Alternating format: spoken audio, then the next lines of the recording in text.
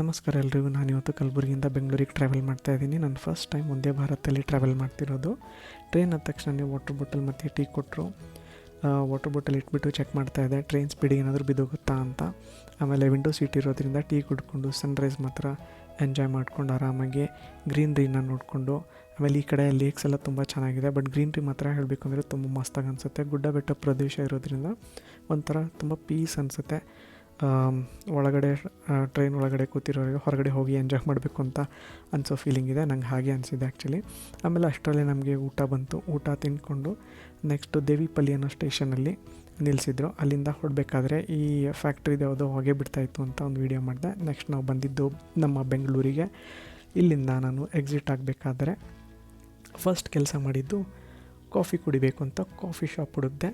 Exit ಆಗ್ತಾ ಇದ್ದಂಗ್ಲೇ left ಸೈಡಲ್ಲಿ coffee shop ಸಿಕ್ತು. ಕಾಫಿ ತೊಗೊಂಡು ಕುಡ್ಕೊಂಡು ಇಲ್ಲಿಂದ ನಾನು ಮನೆಗೆ